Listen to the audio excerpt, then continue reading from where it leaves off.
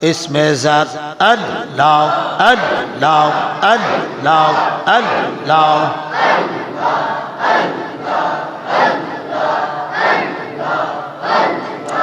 সবাই জবান খুলে একসাথে আল্লাহ আল্লাহ আল্লাহ আল্লাহ আল্লাহ আল্লাহ আল্লাহ।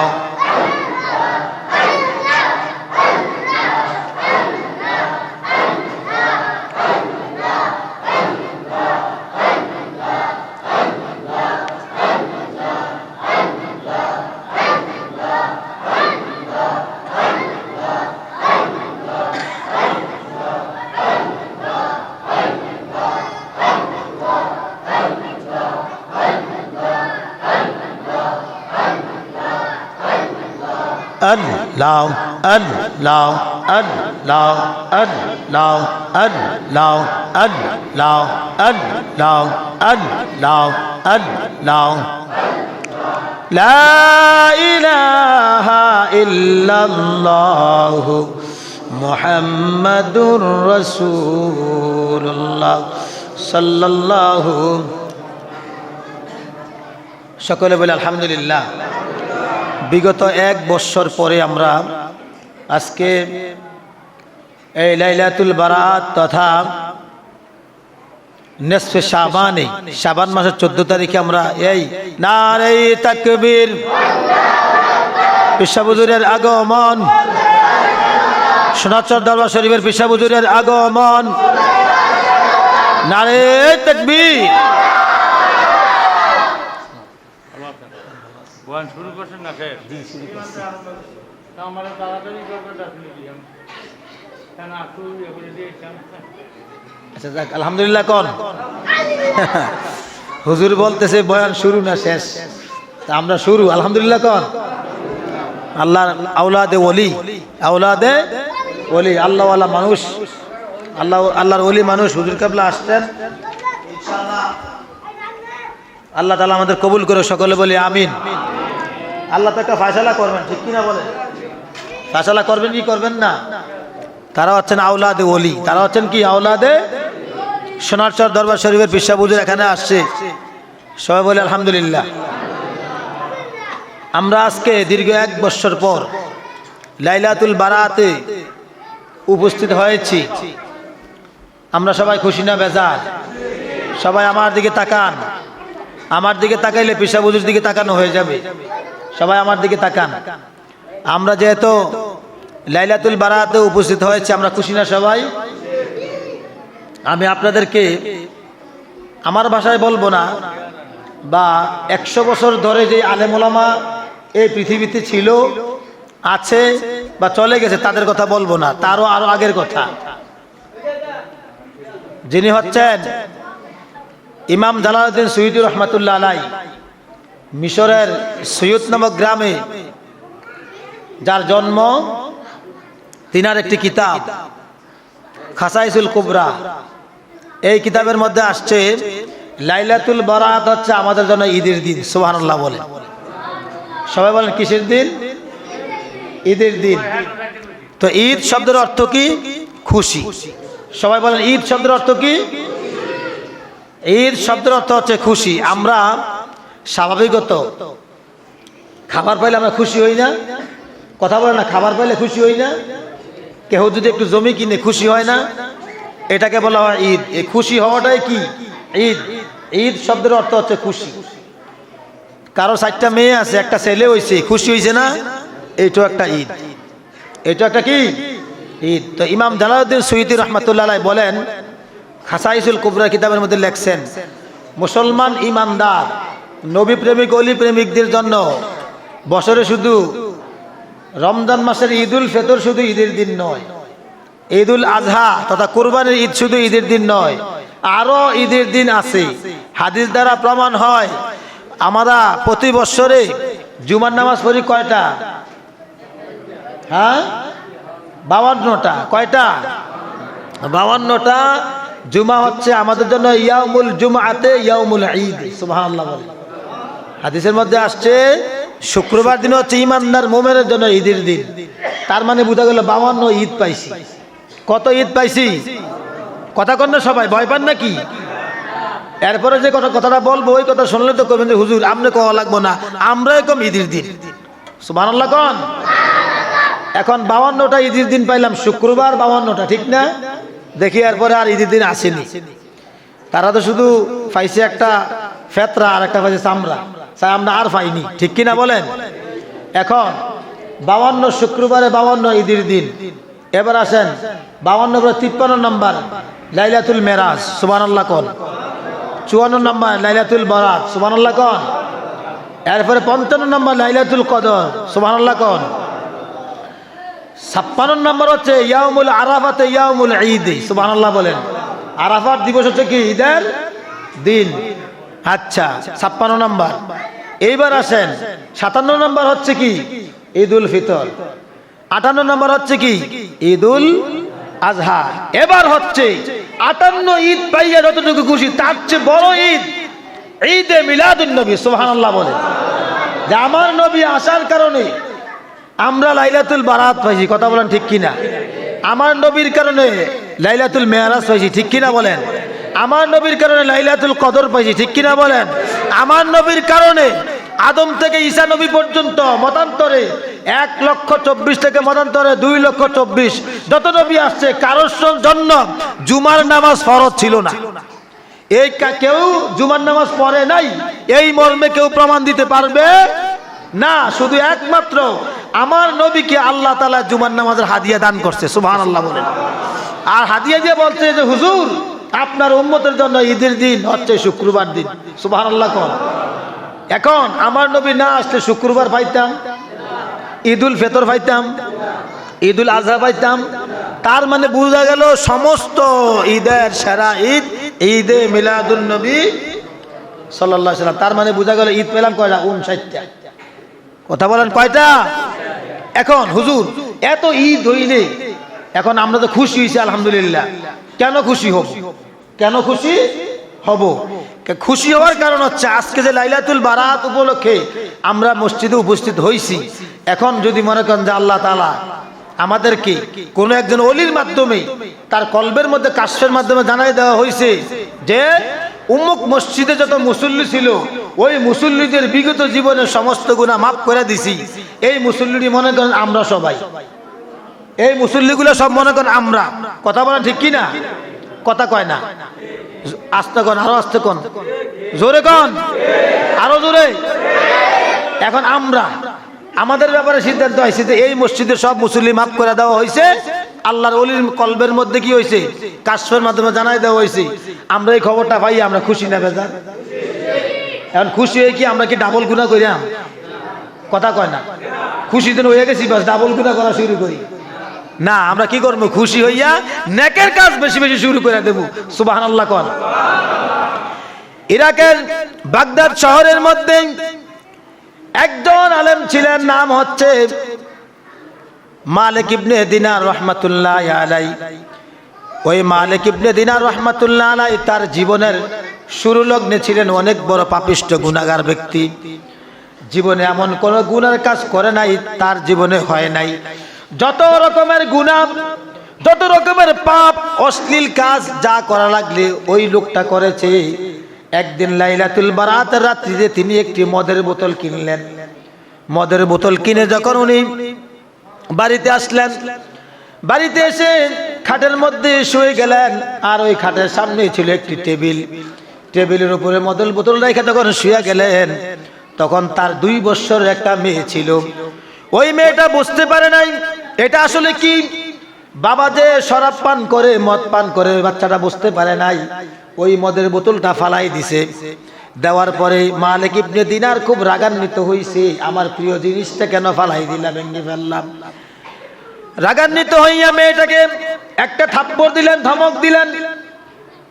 ঘটনাচক্রে ওই মেয়েটাকে থাপ্পড় দিয়ে ধমক দিয়ে উনি ঘুমায় গেলেন। আজকে তার মদ পান করা হবে না। কিছুদিন পরে ঘটনাচক্রে এই মেয়েটা ইন্তেকাল করলো, মেয়েটা দুনিয়াতে নাই। এর পরের বছর যখন লাইলাতুল বারাত আসছে, মালিক ইবনে দিনার আবারও ঠিক ওই রকম ভাবে একটি মদের বোতল কিনে এনে, সবসময় তো পান করে, সবসময় অভ্যাস, লাইলাতুল বারাতে মদের বোতলটা টেবিলের উপরে রাইখা যখন মাথাটা হেলান দিয়ে শুইলেন, হঠাৎ করে মনে পড়ল গত বছরের লাইলাতুল বারাতে আমার মেয়েটা ছিল। আমার মেয়ে মদের বোতল ফেলে দিছে, কিন্তু আজকে তো আমার মেয়ে নাই, মদের বোতলটা ফেলে দিবে কে? এই কথা ওনার অন্তরের মধ্যে যখন বারবার স্মরণ হইতে লাগলো, এই কথা স্মরণ করতে করতে ঘুমায় গেলেন। ঘুমের মধ্যে উনি স্বপ্নে দেখলেন যে হারে, আমার জীবনে বুঝি এত পাপ কামাইছি, এত অন্যায় কামাইছি, আজকে আমার বিপদের দিনে কেউ আমাকে সাহায্য সুপারিশ করার মতো কেউ নাই। সুবহানাল্লাহ কোন? আমি তো দেখতেছি আমার সচেতন মুসল্লিরা আস্তে আস্তে ঘুমাইতেছে নাকি, তারা দুর্বল হয়ে গেছে। দুপুরে খাবার খাইছেন না? আপনারা যেই টাইমে খাইছেন আমি তো ওই টাইমে খাইছি, এখন পর্যন্ত খাবার খাই নাই। ইনশাআল্লাহ যদি ভাগ্যে থাকে আমরা মিলাদ কিয়াম করে দোয়া করে আমরা খাবো বিরিয়ানি। কথা বলেন ঠিক কি না? সবাই জোরে কর না। কি খাইবেন? সবাই জোরে কর, সবাই জোরে বলেন কি খাইবেন? বিরিয়ানি খাবো আমরা। কিন্তু যারা নি লাইলাতুল বারাত বিরোধী, এই কপাল ফোরাডির ভাগ্যে আর বিরিয়ানি নাই, এডির ভাগ্যে জিলাপিও নাই, এডির ভাগ্যে সিন্নিও নাই। আর টিটকাই মেরা কয় এডি হইছে সুন্নি না, এডি হইছে সিন্নি। এডি সুন্নি না, এডি জিলাপি। এডি সুন্নি না, এডি হইছে বিরিয়ানি। এডি সুন্নি না, এডি হইছে খিচুড়ি। আমরা কই যে আমরা বিরিয়ানি কও, খিচুড়ি কও, জিলাপি কও, বাতাসা কও, যাই কও, আমরা কিন্তু বেজার হই না, খুশি হই। সুবহানাল্লাহ কোন? আমরা নবীর উপরে দুরূদ পড়ে আমরা তাবারুক খাই। আর যারা এগুলা কয় এগুলা দুরূদ পড়তে পারে না, খাইতেও পারে না, খায় খালি ফেতরা। ঠিক কি না কয়? খায় কি? ফেতরা, চামড়া টোয়ায়। কিসের মতো? হুগুনির মতন কই চামড়া আছে বিচেরা বার করে আন। বলেন নাউজুবিল্লাহ, বলেন নাউজুবিল্লাহ। এই লাইলাতুল বারাত সম্পর্কে কোরআন হাদিসের অসংখ্য দলিল আছে। এই কথাটা বলতেছি এই কারণে, সিরাতের কিতাবের মধ্যে আসছে মালিক ইবনে দিনার এত গুনাহ করলেন, এত পাপ করলেন, যখন মেয়েটা মরে গেল এর পরের বছর ওই মদের বোতল রাইখা উনি ঘুমাই গেলেন। স্বপ্নযোগে দেখতেছেন যে ওনার পিছনে পিছনে বিশাল বড় একটা বাঘ দৌড়াইতেছে। এখন বাঘ যদি দৌড়ায় আপনি কি দাঁড়ায় থাকবেন না দৌড়াইবেন? কথা বলেন, দাঁড়ায় থাকবেন না দৌড়াইবেন? উনি দৌড়াচ্ছেন, দৌড়াইতে দৌড়াইতে সামনে যায় দেখলেন বিশাল বড় একটি পাহাড়। ওই পাহাড়ের পাশেই একটা মুরব্বী ব্যক্তি দৌড়াচ্ছে, হাঁটতেছে। যা ডাক দিয়ে বলতেছেন, মুরব্বী আমাকে একটু সাহায্য করেন। মুরব্বী ডাক দিয়ে বললেন যে বাবা, আমি দুর্বল মানুষ, আমার বয়স হয়ে গিয়েছে, তোমাকে কোনো সহযোগিতা করার মতো কোনো রাস্তা নাই। তোমার পিছনে যেই বাঘ দৌড়াচ্ছে, তুমি এই বাঘ থেকে বাঁচতে হইলে পাহাড়ের মধ্যে ওঠো। আর পাহাড়ের মধ্যে ওঠার পরে দেখতে পাইলেন যে পাহাড়ের ওই পাশে বিশাল বড় একটি অজগর সাপ ওনাকে ধ্বংসন করার জন্য তৈরি হয়ে আছে। বলেন নাউজুবিল্লাহ। মালিক ইবনে দিনার ভয় পেয়ে গেলেন, ঘটনা কি এমন কেন? আবার ওখান থেকে ফিরে আবার দৌড়াইতে লাগলেন। দৌড়ানোর সময় এবার চিন্তা করলেন এবার যাব কোথায়? পিছনে হচ্ছে বাঘ, পাহাড়ের ওই পারে যাব। তখন আবার দেখলাম যে আবার একটা বিশাল বড় সাপ। আবার কিছু বাচ্চাদের কিচিরমিচির শব্দ শোনা যায়। মুরব্বী মানুষটাও আমাকে সাহায্য করতেছে না। মালিক ইবনে দিনার চিন্তায় পড়ে গেলেন। চিন্তায় পড়ে স্বপ্নে দেখতেছেন যে তার যেই মরে যাওয়া যেই মেয়েটা, ওই মেয়েটা ডাক দিয়ে বলতেছেন যে আব্বা, আপনি তো পেরেশান কেন? বলল আমাকে পিছন দিক থেকে দৌড়াচ্ছে একটি বিশাল বড় বাঘ। পাহাড়ে উঠলাম, এবার দেখলাম যে একটি সাপ। এখন আমার অবস্থা তো খুবই খারাপ। যেই মুরব্বীকে দেখলাম ওই মুরব্বী সাহায্য করলো না মা।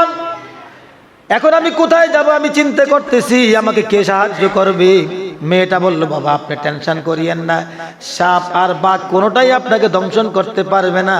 আমি আপনার মেয়ে, আপনার জন্য তৈরি। এই কথা বলে মেয়েটা হাত দিয়ে একটা থাপ্পড় দিলেন, সব চলে গেছে। সুবহানাল্লাহ কোন?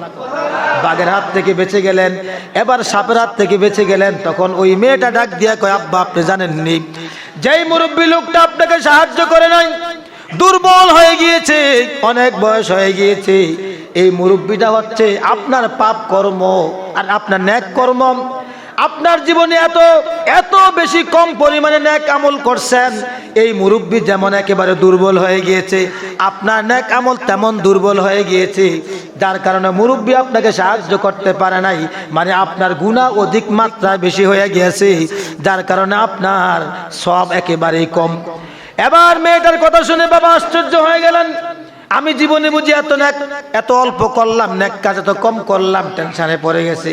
হঠাৎ করে ঘুম ভেঙে গেল, ঘুম থেকে উঠে এবার মালিক ইবনে দিনার খুব পেরেশান মন নিয়ে, চিন্তা টেনশন নিয়ে আল্লাহর দরবারে সাজদায় পড়ে গেলেন। আল্লাহ, এই রাত্র হচ্ছে লাইলাতুল বারাত, আমি গত লাইলাতুল বারাতে আমার মেয়েকে থাপ্পড় মেরেছি, কিন্তু আজকে স্বপ্নে দেখলাম আমার যেই অবস্থা, আমার নেক আমলের যেই অবস্থা আর বদ আমলের যেই অবস্থা, আমার তো জাহান্নাম ছাড়া উপায় নাই।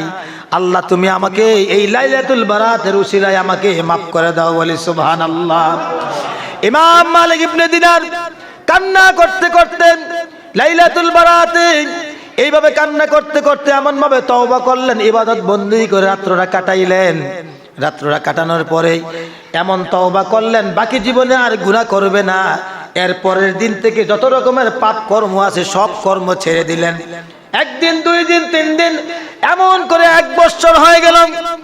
1 বছর পরে যখন ইরাকের বাগদাদ শহর একটি মাহফিল মজলিসের মধ্যে যখন তিনি আলোচনা করতেছেন আল্লাহর হাবিবের হাদিস থেকে এবং আল্লাহর কোরআন থেকে, হঠাৎ করে তার সাথে তার সঙ্গী একজন দাঁড়ায় বলল, হে মালিক, তুমি দাঁড়াও, তুমি আজকে যে কোরআন হাদিসের ওয়াজ করতেছ, গত বছর তো তুমি আমার সাথে মদ পান করেছো, জিনা করেছো, ব্যভিচার করেছো, চুরি করেছো, ডাকাতি করেছো, আজকে তোমার এই অবস্থান কেমন করে হইল সেই কথা আমাদেরকে জানাও।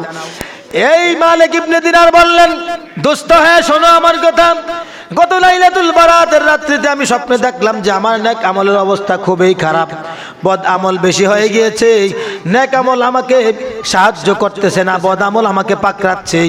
আমার মেয়েটা আমাকে সহযোগিতা করে যখন আমাকে এই কথা জানিয়ে দিল, ওই দিন থেকে আমি আজকের এই পর্যন্ত জীবনে যত গুনার কাজ করেছি, বদ আমল করেছি, পাপ কাজ করেছি, সব কাজ ছেড়ে দিয়ে আমি নেকের কাজের মধ্যে নেমে গিয়েছি।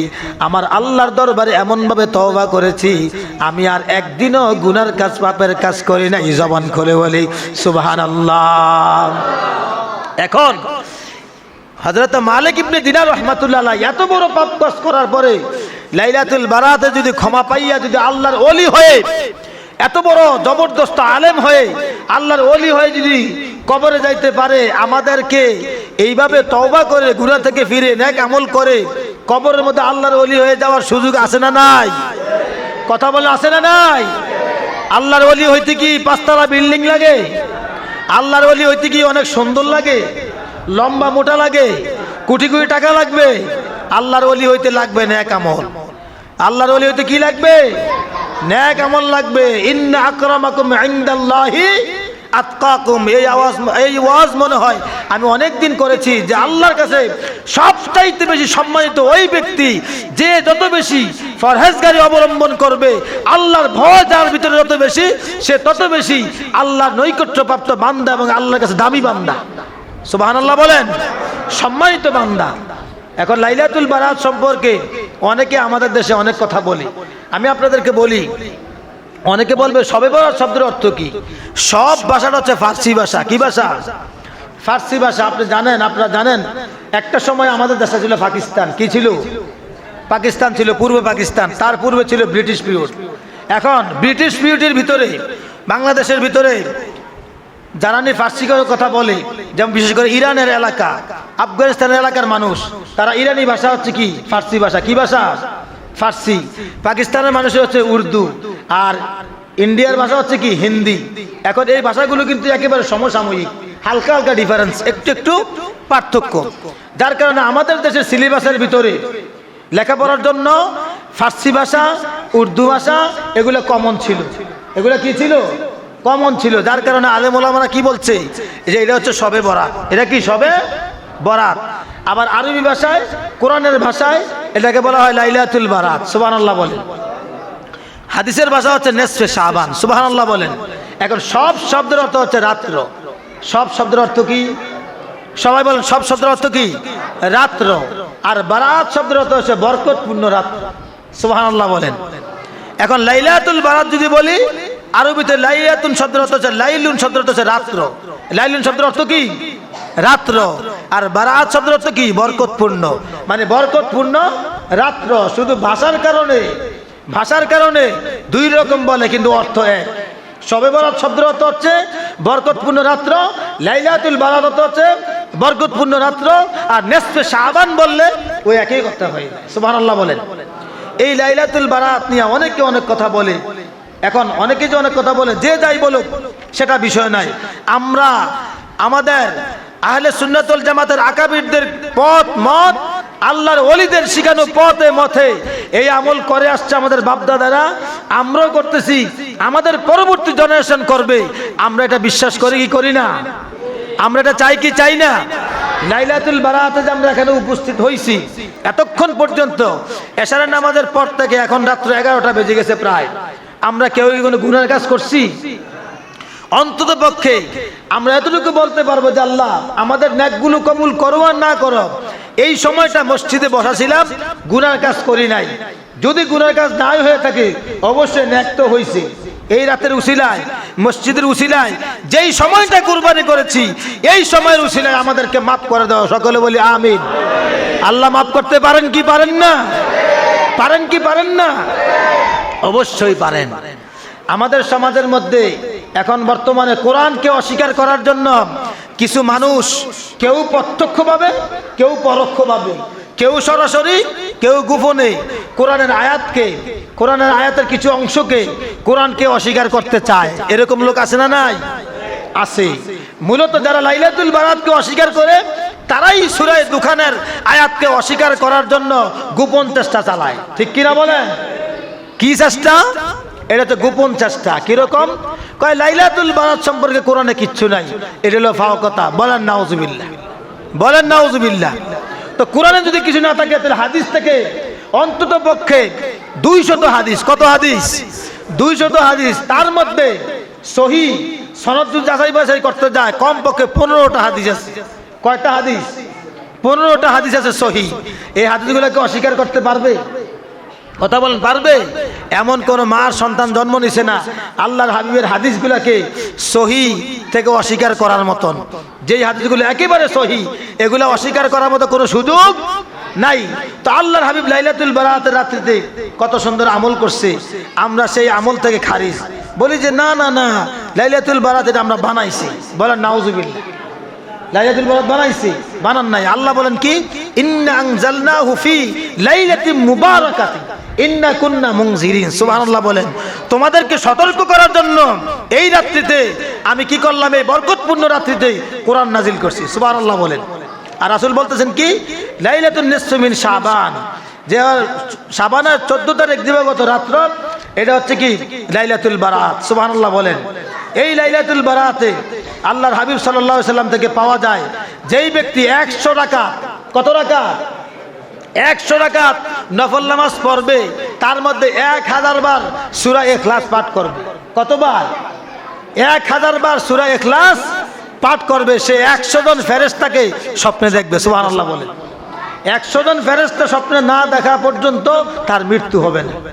সুবহানাল্লাহ বলেন।